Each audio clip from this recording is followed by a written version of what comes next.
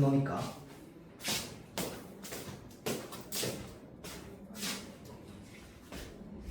자, 호출. 땡 아닙니다. 호출할 때 호자는 부를 호자. 자, 그래서 우리 일단 기본적으로 호혜성이라는 말을 이해하고 알고 있어야지 이제 글을 제대로 읽을 수가 있습니다. 대충 때려 맞출 수라도 있지. 자, 근데 아까 얘기했던 의미랑 조금 비슷하긴 합니다. 이 호는요, 상호적이다 할 때 호입니다. 상호가 무슨 뜻인데? 서로 상자. 서로. 자, 그래서 호혜성 할 때 호는 서로라는 뜻입니다. 서로. 해는 뭘까요? 내가 아는 해 얘기해보세요. 어느 단어에 해라는 말이 들어가?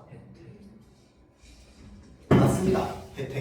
혜택하다 할 때, 혜택할 때 해가 맞습니다. 자, 그러니까 서로 혜택할 때 해가 뭐냐면 이익을 말하거든. 서로에게 이익을 주는 성은 뭐겠어? 성질이겠지. 그래서 호혜성이라고 하는 건 서로에게 이득이 되는 성질, 이익이 되는 성질을 호혜성이라고 합니다. 자, 그래서 이 호혜성을 우리 요즘 말로는 왜 윈윈이라고 하는 말 들어본 적 있어?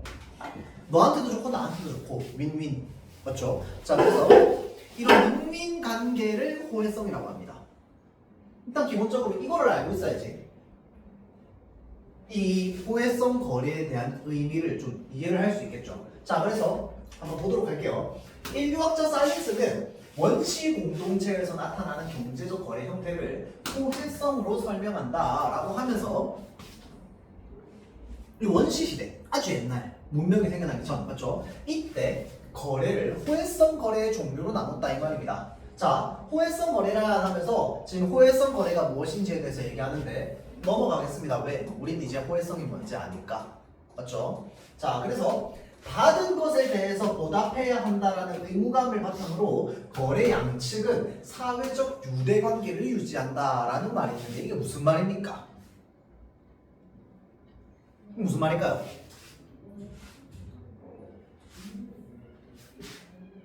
그러니까 예를 들어서 내가 누군가한테 뭘 받았는데 그 사람을 쌩깝니다.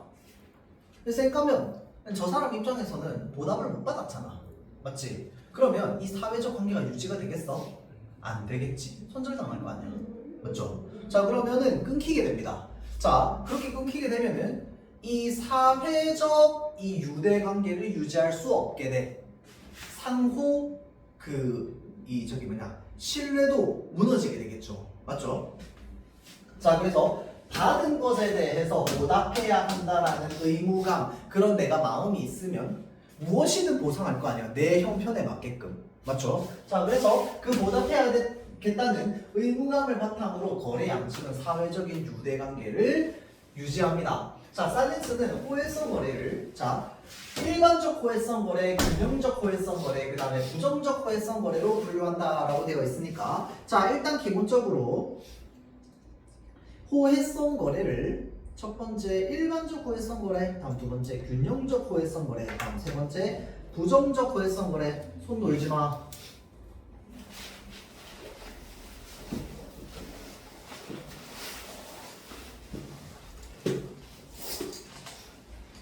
로 분류한다. 자, 그래서 지금 우리 원시 공동체에서 나타나는 경제적 거래 형태를 이렇게 나눠놨다는 겁니다. 자, 그러면 당연히 밑에는 얘네들이 무엇인지가 나와 있겠지. 맞죠? 자, 그럼 일단 기본적으로 여기에서 이 살린스의 의견,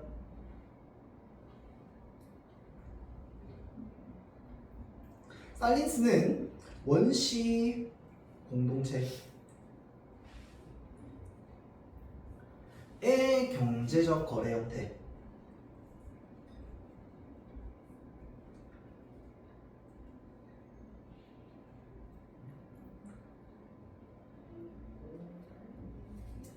를 호혜성으로 설명합니다.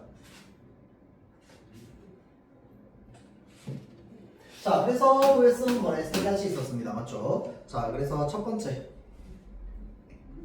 일반적, 두 번째 균형적, 세 번째 부정적.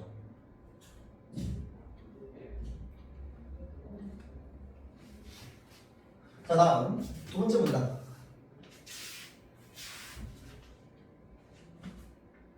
일반적 호혜성 거래란 상대방에게 재화나 노동을 제공하면서 가치를 개선하지 않거나 특정한 때의 값도록 요구하지 않는 거래를 뭐라고 한다? 일반적 호혜성 거래라고 한대요. 자, 그래서 이 거래의 보답은 장기간에 걸쳐 다양한 형식으로 이루어진답니다. 단기간에 보답을 받지 않는다고 해도 거래 당사자들이 사회적 관계가 유지되는 한 재화나 노동은 일방향적으로 제공됩니다. 이 거래는 특정인이 타인보다 더 많이 베풀 수 있다는 우월성을 가시하느라 경쟁적으로 나타나기도 합니다.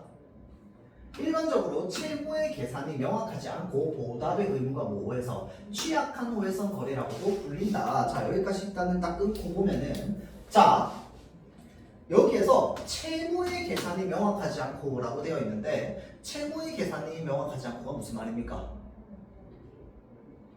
채무가 무슨 말이야?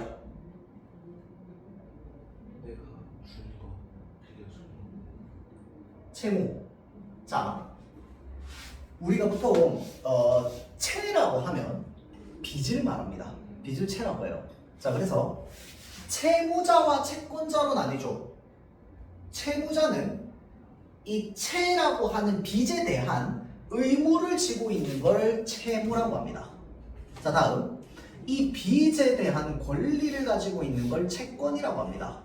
자, 채무는 무가 의무라고 했잖아, 그치? 빚과 관련해서 의무는 반드시 하나밖에 없어. 뭔데? 빚을 반드시 갚아야 한다라는 의무, 맞죠? 그러면 채무자는 빚을 갚아야 하는 사람이겠지. 돈 빌린 사람이 채무자입니다, 맞죠? 그럼 채권자는 뭐야?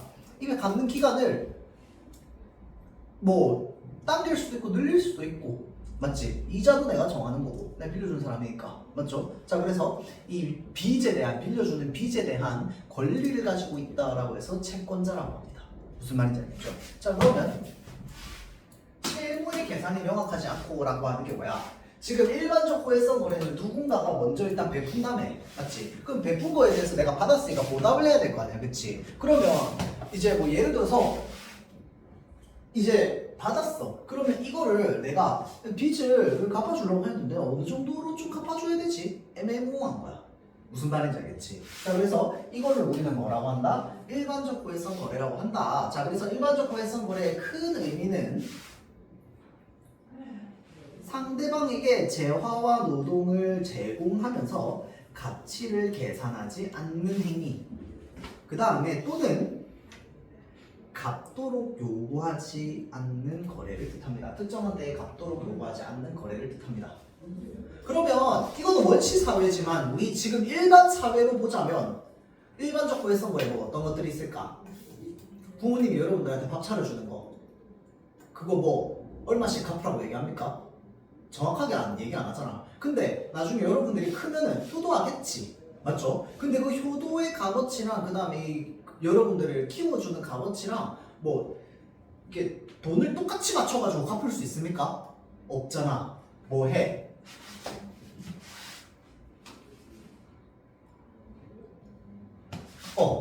애매모호합니다. 맞죠? 어느 정도로 어떻게 해야 되지? 또는 뭐 예를 들어서 친구가 있다고 칩시다. 근데 어떤 한 친구가 이 무기를 너무 좋아하는 거야. 내가 너무 좋아해가지고 내가 좀 밥을 자주 샀어. 자주 샀는데 그게 내가 좋아서 산 거야. 사달라고 안 했어, 아무도. 근데 먹으면서 다들 너무 행복했어. 그래서 지금 베푼 겁니다. 근데 이 받은 입장에서 내가 사달라고는 안 했지만 일단 기본적으로 우리가 누렸단 말이야. 그러니까 아이 고마운 마음에 아주 저기 한식사라도 하나 사주고 싶은 마음이 좀 생기는 거야. 그러면 사실은 얘가 사준 밥의 값이 훨씬 크잖아, 맞지? 근데 나는 갚을 때 그 한식사 하나로 갚는 거야. 이게 지금 무슨 관계야? 일반적 호혜성 거래 관계인 거지. 똑같은 값으로 내가 갚아주지 않았잖아. 무슨 말인지 알겠죠? 자, 그래서 얘네는 취약한 호혜성 거래라고도 합니다. 그러니까 뭐냐면, 그러니까 내가 뭘 얻었는데 받았는데 내가 보답을 해줘야 되나? 좀 애매모호할 수도 있는 거야. 그러니까 지금 밥을 같이 먹어서 내가 사줘서 먹었어. 근데 누군가는 나한테 한식스를 줬어. 근데 누군가는 애매모호한 거야. 아, 난 내가 먹자고도 안 했는데, 내가 먹고 싶었던 메뉴도 아닌데, 혹시 내가 똑같은 걸로 갚아줘야 되나? 라는 생각합니다. 맞지? 할 수도 있잖아. 내가 얘를 싫어하는 게 아니라. 그러면 그럴 때는 이게 내가 보답을 해야 되는지에 대해서 애매모호해지는 거야. 맞지? 자, 그래서 그걸 또 뭐라고도 한다? 취약한 호혜성 거래라고도 한다. 라고 이제 이야기를 하는 거죠. 딴 생각하지 말고.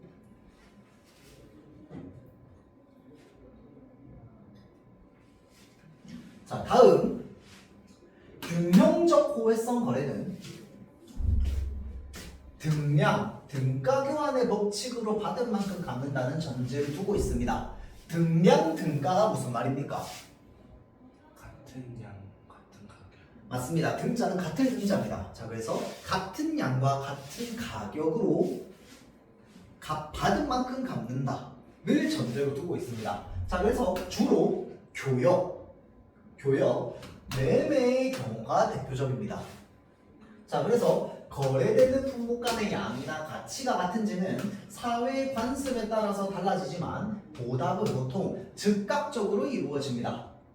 자, 그래서 등량, 등가로 갚지 않는 경우 사회적 관계가 단절되기 때문에 균형적 호혜성 거래에서 사회적 관계는 재화와 노동의 흐름에 의존합니다. 라고 되어 있습니다.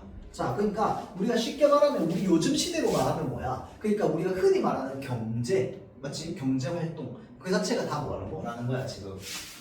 균형적 호혜성 거래라는 거야. 그러니까 예를 들어서 내가 뭐 물건을 사러 왔는데 이 물건에 가격표가 붙어 있어, 맞지? 그럼 내가 이 물건을 가지는 대가로 여기 가격표에 적혀 있는 만큼의 돈만 줍니다, 맞죠? 그래서 내가 생판 모르는 처음 들어간 편의점 들어갔는데 나는 이 사람 좋아해가지고 갑자기 5,000원짜리 물건을 사면서 10,000원 주고 이렇게 합니까? 안 하잖아, 맞죠? 자, 그래서 이 균형적 호혜성 거래는 딱 그 내가 얻은 만큼의 돈만 지불하는 거, 이런 것들을 말하는 거죠. 그래서 우리가 일반적인 이제 그 뭐 편의점을 가서 뭘 산다든지 하는 그런 교환 또는 매매의 형태를 가지고 있는 거, 이 모든 것들이 다 뭡니까? 등량, 등가 교환의 원칙을 기본으로 하는 이제 균형적 호혜성 거래에 나온다. 자, 그래서 균형적 호혜성 거래는 등량, 등가 교환의 원칙으로 받은 만큼 갚는다를 전제로 두고 있습니다. 사실 받은 만큼 갚는다랑 등량, 등가의 교환의 법칙은 원칙은 똑같은 말이죠. 자, 그래서 이런 균형적 호혜성 거래에서는 무엇에 의존을 한다? 사회적 관계는 재화와 노동의 흐름에 의존한다. 왜? 얘네가 맞춰지지 않으면 사회적 관계는 어떻게 되겠어? 단절. 맞죠? 자, 그래서 내가 이 지불해야 되는 돈만큼을 주지 않고 물건을 가져갔습니다. 그러면 나는 사회에서 단절당해요. 어떻게? 철컹철컹할 거 아니야. 맞지? 다음, 부정적 호혜성 거래는 주는 것보다 더 많이 받으려는 거래로 상대방을 희생시켜 자신의 이익을 극대화하고 보답을 최소화하려는 거래이다. 자, 그래서 부정적 호혜성 거래는 주는 것보다 더 많이 받으려고 하는 거래로 상대방을 희생시켜 주는 것보다 더 많이 받으려는 거래, 상대방을 희생, 그리고 자신의 이익을 극대화, 그리고 보답은 최소화. 또 논다. 똑바로 앉아.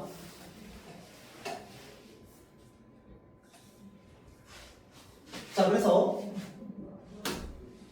부정적 호혜성 거래 중 균형적 호혜성 거래에 가장 가까운 형태는 뭐다? 흥정이다. 그곳에서 멀어질수록 도박, 속임수 같은 형태로 나타난다 라고 되어 있습니다. 그러니까 일단 기본적으로 부정적 호혜성 거래라고 해서 여기서 말하는 부정이라고 해서 불법, 그러니까 나쁜 거 이런 걸 말하는 겁니까? 아니야. 그냥 그런 게 아니라 그냥 호혜성이 아니다를 말하고 있는 거야. 호혜성을 부정하는 거야. 무슨 말인지 알겠지? 그냥 거래 종류에 해당하는 겁니다. 자, 그래서 부정적 호혜성 거래는 균형에 가까우면 뭐가 된다? 흥정이 된다. 자, 그러니까 예를 들어서 내가 어디 가서 일을 했어. 일을 했는데 이제 시급이 예를 들어서 10,000원이라고 칩시다. 한 시간 일했어. 10,000원이야. 근데 이 10,000원을 받아가지고는 내가 조금 부족해. 그래서 내가 일한 건 1시간이라서 10,000원이 맞는데 사장님한테 2,000원만 더 달라고 이야기를 해봅니다. 이게 바로 뭡니까? 흥정이죠. 맞죠? 자, 그런데 내가 돈이 좀 부족해가지고 1시간 일해놓고 2시간 일했다고 구라칩니다. 그럼 이건 뭐야? 속임수지. 맞죠? 근데 우리 지금 사회로 예를 들자면 그렇다고 볼 수 있겠다. 그렇죠? 자, 그래서 속임수와 같은 형태로 나타난다. 자, 여기까지 끊고. 자, 일단 볼게요. 첫 번째 뭐부터 봐야 됩니까? 일반적 고해성 거래부터 봐야 됩니다. 자, 일반적.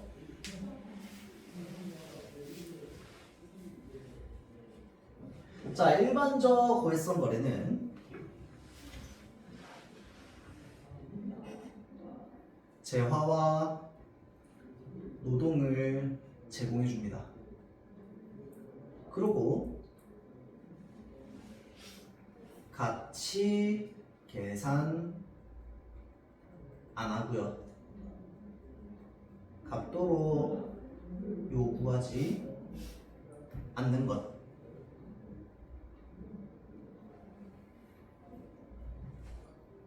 쓸 일반적 고해성 거래라고 한다. 자, 그래서 얘랑 똑같은 비슷한 말로 뭐라고도 한다? 취약한 고해성 거래.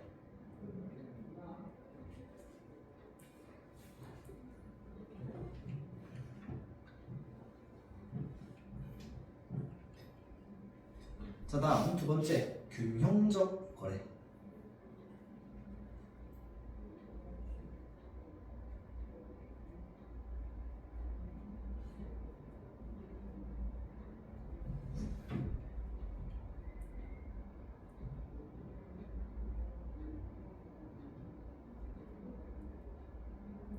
자, 그래서 균형적 고해성 거래에는 뭐가 있느냐?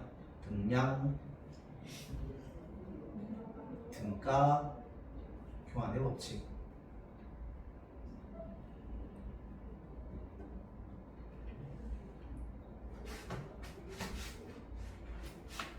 자, 그래서 이게 특징이 사회적 관계가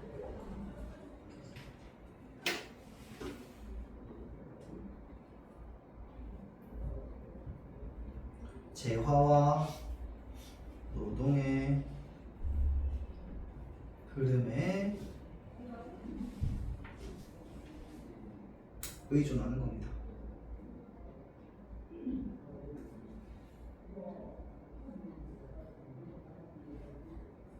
자, 다음 부정적 고해성 거래.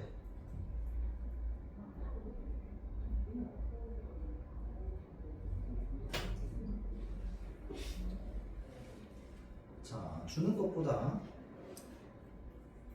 주는 것은 작게, 받는 것은 더 많이. 자, 그 다음에 상대방 희생.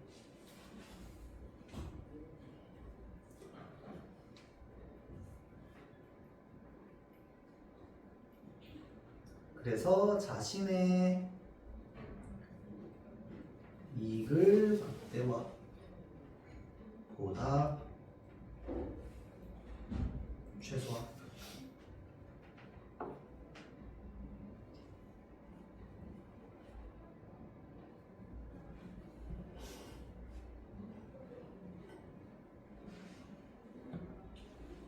자까지 해서 지금 세 가지 종류의 호혜성 거래에 대해서 정리를 했습니다. 자, 다음 거 넘어갈게요. 자, 스탈린스는 호혜성 거래에 영향을 미치는 조건들로 먼저 사회적 거리를 듭니다.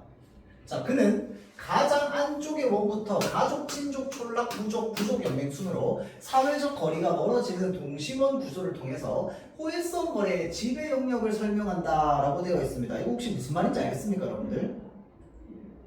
뭔 말이야?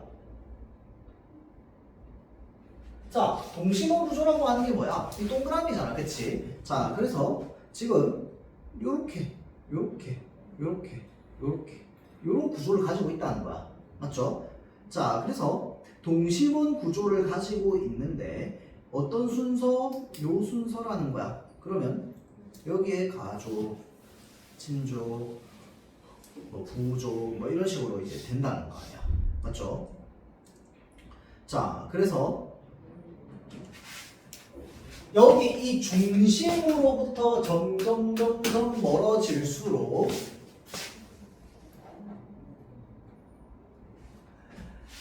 가장 안쪽의 원 영역에서는 일반적 호혜성 거래가 지배적입니다.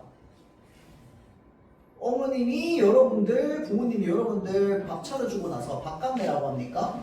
안 하잖아. 맞죠? 자, 그래서 일단은 일반적 호혜성 거래가 지배적인데 이 가운데서 점점점 바깥으로 갈수록 점차 균형적 호혜성 거래 그리고 부정적 호혜성 거래가 지배적으로 나타납니다. 당연한 얘기다, 맞지? 자, 다음으로 공동체 내의 경제적 불균형이 호혜성 거래에 미치는 영향을 볼 수 있다. 자, 많은 재화를 가진 사람이나 부족의 중심에 있는 권력자는 하위계층에게 있는 사람에게 일반적 호혜성 거래에 가까운 방식으로 무엇을 제공하는데? 재화를 제공하고요. 존경을 보답으로 받습니다. 자, 그러니까 원시 사회에서는 권력자가 일반적 호혜성 거래에 가까운 방식으로 재화를 제공해서 존경을 보답으로 받는 거야. 맞죠? 그래야지 뭘 할 수 있겠어. 내가 사람들을 이끌 수 있을 거 아니야. 맞죠? 그러니까 베푸는 거야. 맞지? 그런 것처럼 우리 지금 시대에서도 생각해보면 돈 많이 가지고 있는 사람 있잖아. 그치? 돈 많은 사람들이 뭐도 더 많이 냅니까? 세금도 더 많이 내잖아. 그치? 그러면 그렇게 더 많이 낸 세금을 바탕으로 자기만 누립니까? 모든 사람이 다 누리잖아. 맞지? 자, 그래서 그런 것들도 다 그러면 따지고 보면 뭐에 해당한다라는 거야? 일반적으로 거래에 해당한다라는 거야. 맞죠?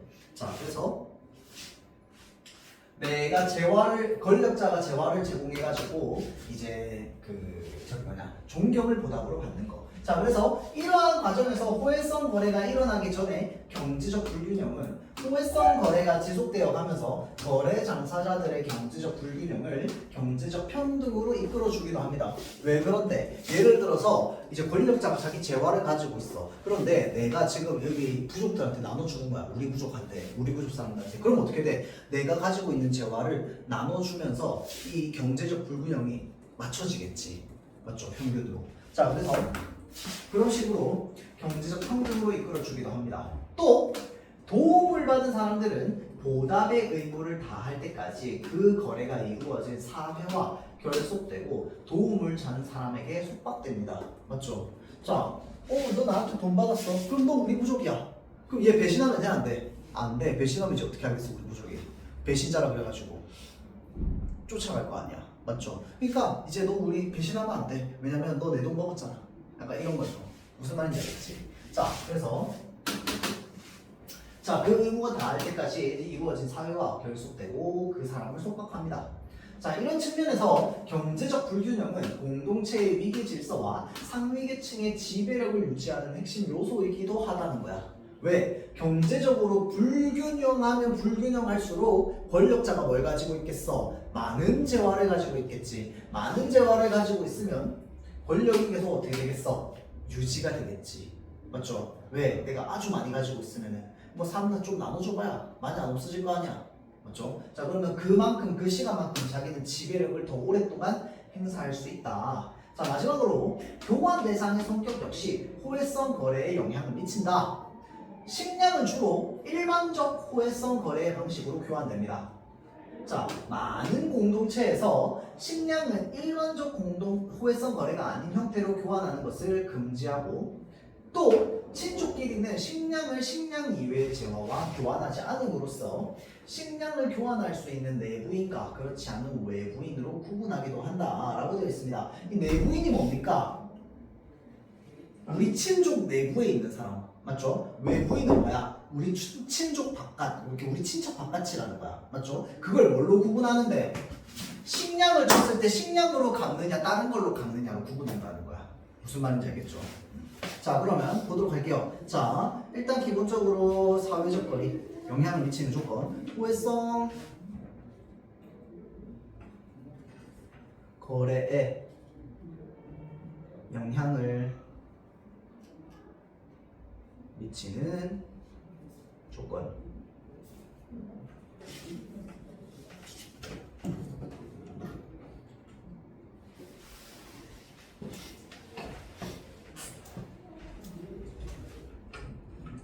자, 그래서 일단 첫 번째 뭡니까? 사회적 거리.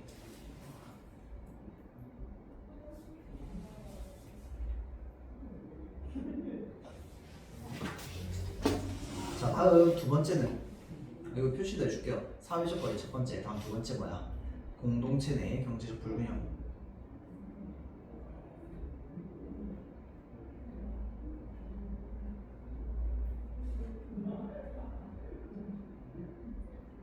자, 다음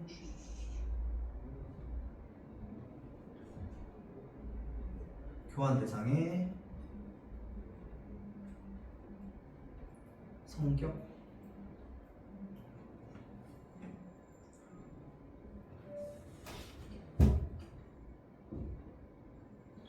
그래서 교환 대상의 성격의 예로 든 게 이제 식량이었죠, 식량.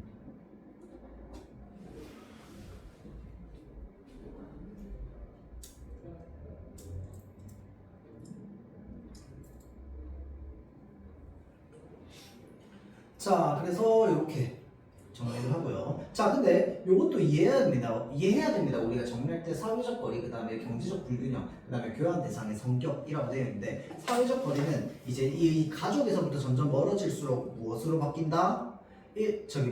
균형적 호혜성과 그 다음에 부정적이었나? 이름 뭐였지? 아, 부정적 맞네. 자, 부정적 호혜성 거래로 나아갑니다. 맞죠? 자, 다음 경제적 불균형 같은 경우에는 이 경제적 불균형이 무엇을 만들어준다? 이 권력의 지배력이라든지 이런 것들을 만들어준다. 자, 그리고 호혜성 거래를 통해서 이 두 사이의 경제적 불균형이 어떻게 된다? 균형으로 맞춰지는 효과를 또 갖다준다. 자, 그 다음에 교환 대상 성격은 식량 이야기 했었고요. 자, 다음 두 번째 지문 한번 보도록 할게요. 두 번째 지문은 90페이지 명예훼손죄 위법성 배제 사유입니다. 90페이지 쉬는 시간 있어요. 일단 보고. 자, 다음 명예훼손죄 위법성 배제 사유입니다. 자, 여러분들 명예훼손죄라는 말을 들어본 적이 있어? 명예훼손 보통 어떨 때 씁니까? 욕할 때 나를 나를 뭐? 욕할 때 나를 뭐? 명예훼손죄.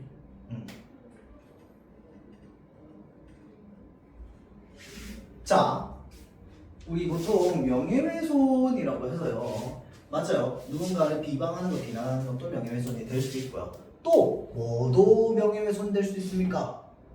허위사실 유포. 사실이 아닌데 사실처럼 꾸며가지고 막 얘기하는 거 있죠. 그래서 사람들 다 알리는 겁니다. 그거 명예훼손입니다. 맞지? 자, 그 다음에 또 하나가 있습니다. 명예훼손 중에서 명예훼손 원래 크게 이제 보자면 허위사실 유포랑 그 다음에 사실적시로 나뉘거든요. 사실적시가 혹시 무슨 말인지 압니까? 적시? 그거 그 사실인데 그 기분 나쁘게 한 거. 거의 비슷합니다. 자, 우리가 보통 허위사실을 유포하는 건 죄가 된다는 걸 알고 있잖아, 그치? 그런데 사실을 유포해도 죄가 될 수 있습니다. 어떤 사실일까요? 그러니까 그 사실인데 살짝 남을 욕하듯이 말해가지고 기분 나쁜.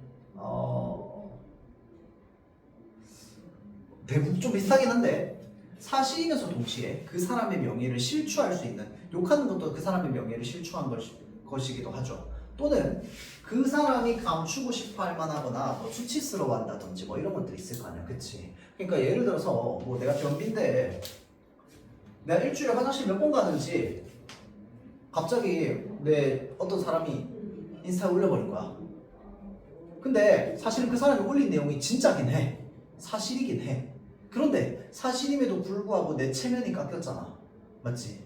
내 체면이 깎여서 이 명예훼손죄로 신고가 가능하다는 겁니다. 무슨 말인지 알겠죠? 그래서 사실을 이야기해도 명예훼손이 가능하다. 자, 그런데 여기서 말하는 건 뭐냐면 명예훼손죄 위법성 배제 사유라고 해서 위법성이 무슨 뜻인데? 법에 위법. 어긋나는 그렇죠. 법에 어긋나는 거. 배제가 무슨 말입니까? 제외시키 제외하다.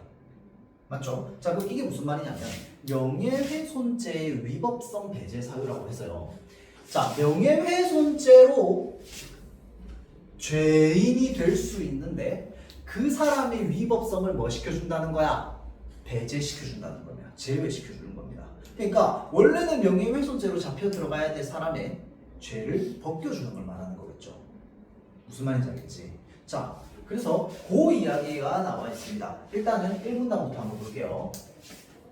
한 인간의 인격이나 활동에 대한 객관적, 사회적 평가를 명예라고 한다.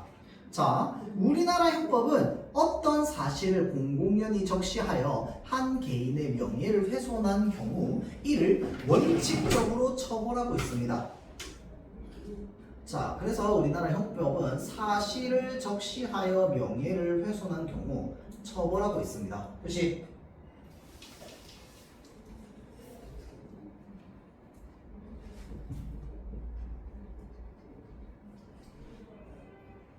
자, 그렇지만 적시된 사실이 진실한 경우에도 무조건 처벌을 내린다면 민주주의의 발전에 필수적이라고 할 수 있는 표현의 자유가 침해될 수밖에 없다. 자, 이게 무슨 말입니까? 일단 기본적으로 명예훼손죄로 누군가가 잡혀가잖아, 그렇지? 그러면 필연적으로 명예훼손죄는 뭘 침해하냐면 표현의 자유를 침해하는 겁니다. 맞죠? 내가 표현하고자 하는 내용이 나 표현했을 뿐인데 갑자기 내가 명예훼손죄로 잡혀가. 맞죠? 물론 그래서 이 명예훼손죄랑 그 다음에 개인이 가지고 있는 자유죠, 자유. 자, 그래서 이 표현의 자유가 침해됩니다. 그래서 서로 상충합니다. 그래서 형법에서는 적시된 사실이 진실하고 오로지 공공의 이익에 관한 때는 명예훼손죄로 처벌하지 아니한다라는 말이 있습니다. 자, 그래서 진실하고 그 다음에 공공의 이익이 관한 때는 명예훼손죄로 처벌하지 아니한다.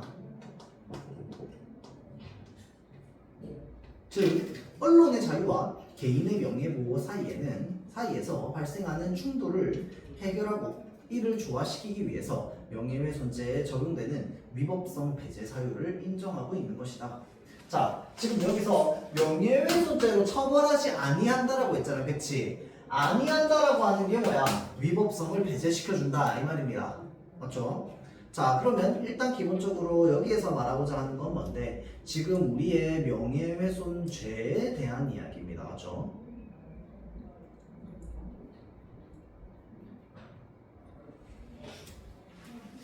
명예훼손죄는요, 일단 기본적으로 사실을 공공연히 적시하여서 그걸 통해 명예를 훼손한 경우 그건 처벌입니다. 자, 반면 적시한 사실이 진실하고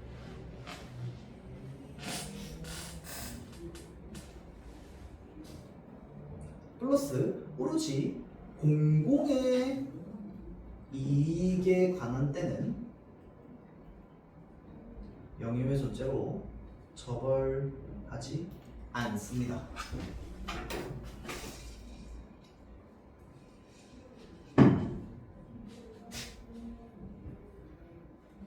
즉, 언론의 자유와 개인의 명예보호 사이에 발생하는 충돌을 해결하고 이를 조화시키기 위해서 명예훼손죄에 적용되는 위법성 배제 사유를 인정하고 있는 것입니다. 자, 명예훼손죄의 위법성이 배제되기 위한 조건으로는 진실성, 공익성 방법의 상당성이 있습니다. 자, 그래서 우선 공공연히 적시된 사실은 뭐여야만 하는데? 진실이어야만 하겠지. 맞죠? 자, 거기에 플러스 언론이 진실을 보도해야 한다는 것은 이론의 여지가 없다. 이론이 뭔데? 다른 의견. 맞죠? 자, 그래서 이론의 여지가 없습니다. 자, 언론은 보도 내용의 진위 여부를 확인하기 위해서 적절하고도 충분한 조사를 다 해야 합니다. 자, 그리고 객관적이고도 합리적인 자료나 근거를 통해 보도 내용의 진실성을 뒷받침해야 합니다. 자, 여기까지. 끊으면, 자, 일단은 기본적으로 위법성이 배제되기 위한 조건으로 뭐가 있다? 공익성, 진실성, 공익성 방법의 상당성이 있다. 자, 그래서 당연히 진실이어야 하고 거기에 플러스 진위 여부를 하기 위해서 적절하고도 충분한 조사를 다해야 하며 객관적이고도 합리적인 자료나 근거를 통해야 합니다. 근거 없이 그리고 조사 없이 언론에서 발표하면 된다 안 된다? 안 된다는 거야. 다만 조사도 했고 합리적인 자료도 있어 보여. 있어 보이는데 사실은 알고 봤더니 그게 거의 허위 사실이었어. 자, 그러면 다만 허위 사실을 진실로 착오한 상태에서 적시하여 타인의 명예를 훼손하였더라도 그럼 이때 벌 받아야 될까요? 안 받아도 될까요? 받아야죠. 자, 공공의 이익을 위하는 것이 목적이었고 행위자가 그 사실을 진실한 것으로 믿었으며 그렇게 믿을 만한 상당한 이유가 있을 때에 한해서는 명예훼손죄의 위법성이 배제될 수 있다. 이 말이 무슨 말입니까? 죄가 된다 안 된다? 안 된다는 거야. 죄를 면해주는 겁니다. 무슨 말인지 알겠죠? 왜냐면 이 발표한 사람도 속은 거 아니야. 맞죠? 그럼 사실 뭘 잡아야 돼? 허위사실 유포자를 잡아야지. 맞죠? 자, 그래서 지금 그거 말하고 있는 겁니다. 자, 명예훼손죄 위법성 배제. 자, 위법성 배제 조건을 봅시다. 첫 번째 진실성, 다음 두 번째 공익성입니다. 자, 그래서 일단 기본적으로 진실성은 당연히 보도는 진실이어야지. 맞죠? 자, 거기에 플러스 충분한 조사.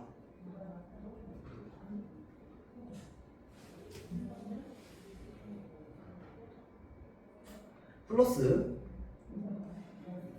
자료나 근거. 자, 합리적인 자료나 근거를 통해서 진실성을 뒷받침해야 됩니다.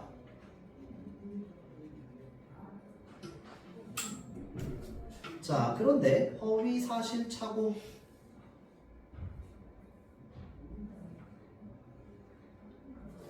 경우에는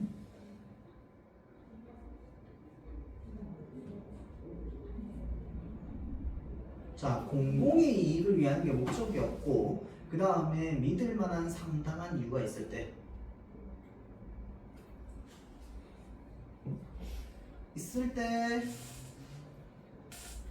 위법성 배제해 줍니다. 그게 지금 이 문단에서 하고 있는 얘기죠.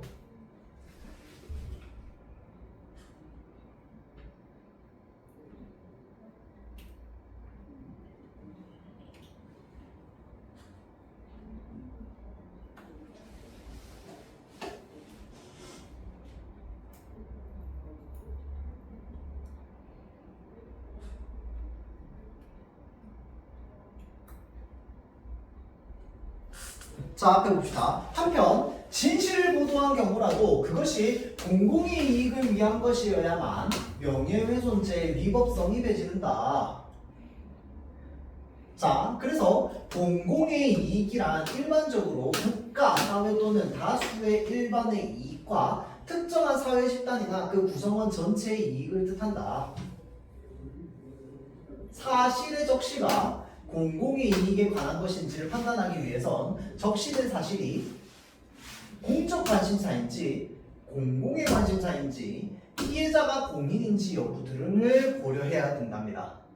자, 그래서 여론 형성과 교육에 대한 기여, 기본권 보호 등은 공적 관심사로 공공의 이익에 직결되는 사항입니다. 한편 선정적인 호기심만을 충족시키는 공공의 관심사는 원칙적으로 공익에 해당될 수 있어 없어? 없어. 자, 여론 지도자나 사회 지도층의 스캔들은 공적 관심 또는 공익과도 관련되기 때문에 예외적으로 공익에 해당할 수 있습니다. 자, 공공의 이익에 관한 것인지를 판단하는 데 있어서 무엇보다 중요한 것은 적시된 피해자가 공인이냐 아니냐, 이게 제일 중요하다는 거야. 무슨 말인지 알겠지? 자, 그럼 공인의 개념이 뭔데? 공인 중에서도 선출직 공직자, 특히 대통령이나 대통령 당선자 및 후보자 등은 공적 생활뿐 아니라 사생활도 상당 부분 공익에 해당될 수 있습니다. 그래서 이런 선출직에 나가는 사람들 있죠. 이런 사람들 자기 사생활 다 까발려지잖아. 그래가지고 자기 명의로 된 차 몇 대 있는지, 자기 명의로 된 차가 돈이 얼마인지, 땅 얼마치 가지고 있는지, 재산 내역 싸그리 다 공개되죠. 주식 얼마 가지고 있는가 다 나옵니다. 맞죠? 근데 그거 왜 그러는데? 그것이 무엇에? 공인의 개인정보는 공적 영역에 해당하기 때문이야. 무슨 말인지 알겠죠? 자, 그래서 언론에서 아무리 이 정치인이 지금 재산을 어디에서 뭐 얼마큼 가지고 있다 이런 것들을 아무리 개인정보를 얘기해도 법으로 처벌 안 받는 거야. 맞지? 왜?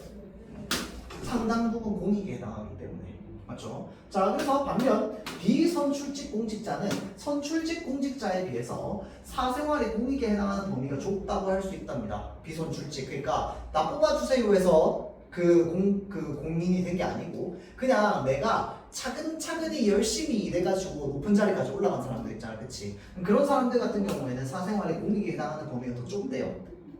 자, 한편 공직자가 아니더라도 인기 연예인이나 사회 저명인사 같은 경우는 공적인 생활과 사생활의 모두 공익에 해당할 수 있다라고 이야기를 하는 겁니다. 자, 그래서 원래 이제 제일 첫 번째 공인이라고 하면은 제일 첫 번째로 떠올라야 되는 사람은 선출직 공무원입니다. 나 뽑아주세요 해가지고 뽑히는 사람 있지. 일단 기본적으로 이런 사람들이 1번 공인이죠. 2번 공인은 뭔데? 내가 뽑아달라고는 안 했지만 내가 열심히 일하다 보니까 이제 나라에서 높은 직위에 올라가게 된 사람 있죠. 이런 사람들을 이제 비선출직 공인이라고 합니다. 자, 그 다음에 우리 요즘 이제 뭐 연예인들이나 이런 사람들도 이제 어느 정도 공적인 영역에 속한다라고 볼 수 있잖아, 그치? 그러면 왜 볼 수 있는데 이 사람과 공익을 어떻게 연결 지을 수 있지? 예를 들어서 이 사람이 사회적으로는 자기가 뭐 반려동물 뭐 이렇게 보호 뭐 이렇게 뭐라 하더라, 그 얼굴 이렇게 내놔가지고 막 한단 말이야. 반려동물 보호하자면서 뭐 그런 이제 캠페인을 벌이는 막 그런데 광고 모델로 나와. 근데 이 사람이 사생활에서는 반려동물이 있으면 맨날 집에서 파양시켜요. 이게 지금 안 맞잖아, 앞뒤가. 맞지? 이런 제보들 같은 경우에는 공익에 적합할 수도 있다고 보는 거죠. 무슨 말인지 알겠죠? 자, 그래서 뭐 그런 것들입니다. 그런 것들이 사생활이긴 하지만, 자, 그래서 진실을 보도한 경우라도 일단 기본적으로 공공의 이익을 위한 것이어야만 되는데, 자, 이 공공의 이익에 관한 것인지를 판단하기 위해서 적시된 사실이 공적 관심사인지 공공의 관심사인지 피해자가 공인인지 여부를 고려해야 된답니다. 자, 그래서 여론 형성과 교육에 대한 기여, 기본권 보호 등은 이제 공적 관심사로 공종의 이익에 직결되는 사안이고요. 한편 선정적인 호기심만을 충족시키는 공공의 관심사는 원칙적으로 공익에 해당될 수 없어. 그러나 지도자나 사회지도층의 스캔들은 또 될 수 있어. 그래서 결국은 내가 어떤 사실이 공공의 이익에 적합하냐 안 적합하냐는 뭘로 봐야 되는 거야? 피해자가 공인이냐 아니냐로 봐야 되는 거야. 그래서 공인 중에서도 특히나 선출직 공직자, 그 다음에 비선출직 공직자, 그 다음에 이제 공직자가 아니더라도 인기 연예인이나 사회 저명인사, 이런 사람들은 자신의 사생활이 공익에 해당될 수 있습니다. 모든 사생활이 공익에 해당하는 건 아니야, 맞지? 자, 그래서 일단 기본적으로 공공의 이익,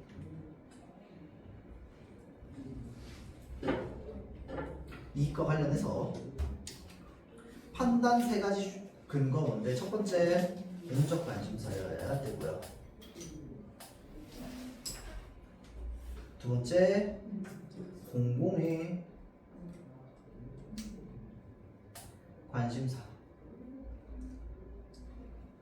자, 다음 세 번째는 피해자가.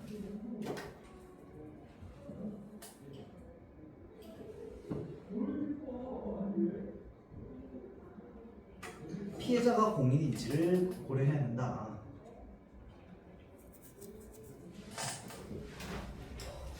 자, 그 이야기하고 있는 거고요. 자, 다음 마지막 문단 볼게요.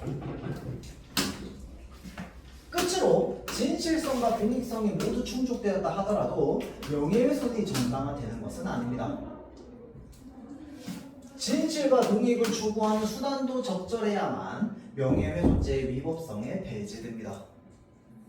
예를 들어서 언론이 흉악범죄 현장 검증 장면을 적나라하게 방송 보도하거나 범죄 피해자가 가해자의 얼굴을 내보내는 것은 범죄 예방이라는 공익을 표방하여 선정적인 보도를 일삼은 것이라고 할 수 있다는 거야. 자, 그러니까 선정적인 걸 왜 쓰려고 하는데? 자극적이니까. 자극적이면 사람들이 뭘 할 수 있어? 더 많이 보게 할 수 있잖아. 그러니까 이거는 공익이야, 사익이야? 사익에 해당하죠. 내 욕심이잖아. 맞지? 그래서 이런 공익을 바탕으로 하는데 사익이 들어가면 된다, 안 된다? 사익을 추구하려는 행동이나 태도나 이런 것들이 들어가면 안 되는 거야. 무슨 말인지 알겠죠? 자, 그래서 이처럼 방법의 상당성이 결여된 경우에는 명예훼손죄 위법성이 배제되지 않는다 라고 이야기를 합니다. 자, 그러니까 일단 기본적으로 이 배제가 되려면, 위법성 배제되려면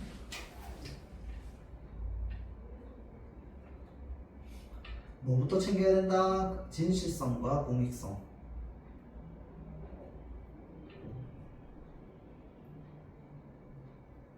을 챙기는 건 기본이고요. 거기에 플러스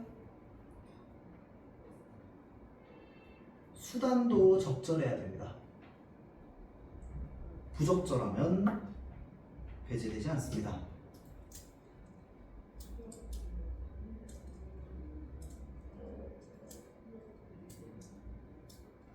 자, 여기까지.